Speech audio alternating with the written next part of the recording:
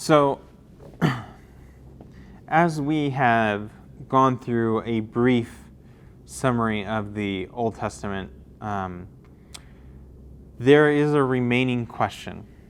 Why is the Old Testament important, or why does it matter? And I alluded earlier in the first video that it matters because it gives significant ideas about who God is. All three major monotheistic religions rely on the Old Testament. There are significant ideas about philosophy and political theory that develop in the Old Testament pages that we have developed later. It's upon these reflections that we want political leaders to, that's bad. The remaining question that we have to ask is, why does the Old Testament matter? Often there have been great attempts to show that the Old Testament doesn't matter, that the Old Testament is just a book of anger and hatred and blood and violence. There is blood and there is violence in the Old Testament. But really, the Old Testament serves as a story of God who cares for his people. This God makes covenant with his people to bring them blessings and healthy life if they follow his obedience, if they follow his guidelines, if they follow his law. His law is one that is based upon justice and care for everyone. Leviticus is truly a transformative document. The idea that the poor would need help, that the edges of the field shouldn't be gleaned because those would be for the poor and the widows and the orphans.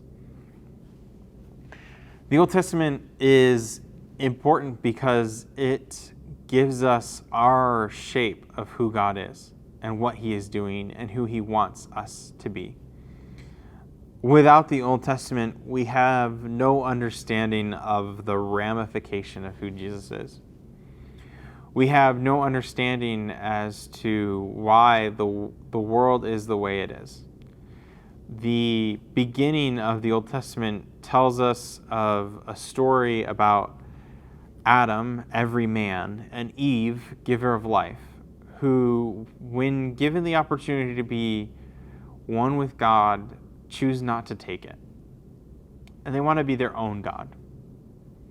And so it sets off a chain of events that cause destruction and harm and pain.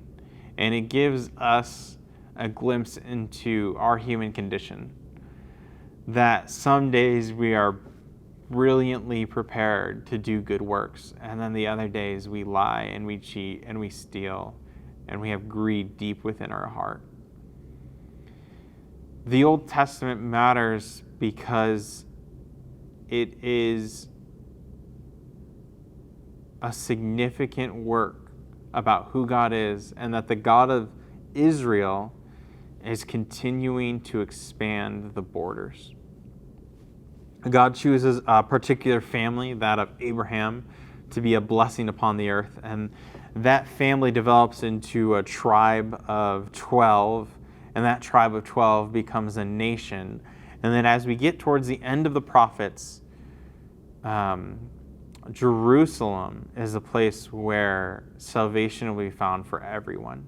That God is constantly opening the door for everyone and all of his creation to come into right relationship with him. The Old Testament, when you understand it and you read it, gives shape to the life of Jesus and shows you that his ways really aren't that dramatically different, that it's really the heart of the Old Testament that Jesus is pulling out and using in his ministry. The Old Testament gives us great heroes of faith to look to. It also tells us of the pain of extreme power. The Old Testament is one that has been studied for years and years and years, and we are still uncovering and discovering its mysteries.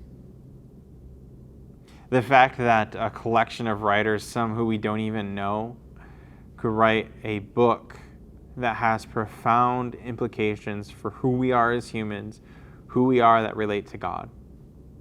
This is truly the question that the Old Testament is getting after. And while it does share the history of the Israelite people, it's truly about a God. It's truly about a God who comes and who wishes his people to have prosperity and peace and luxury. Oftentimes we try to shy away from words like that. But in reading the beginning of Genesis, you get this picture of every man and every woman who have everything that they could ever desire. Eden is another word for luxury or paradise, or it is truly the symbolic idea that life with God, where you can, as in Genesis, it talks about walking in the cool of the day with God, that we could have that again. And the rest of the Old Testament is how God is constantly intervening and interacting with his people to bring about that once again. I hope that you see the Old Testament in a different way. I know that I offered up some historical criticism of the Old Testament. I think the Old Testament can withstand historical criticism. I think it's okay that we don't know whether or not Genesis really happens. I think it's okay if we're not really sure if the Exodus happened. That's not the point of the story. The point of the story is about God who cares.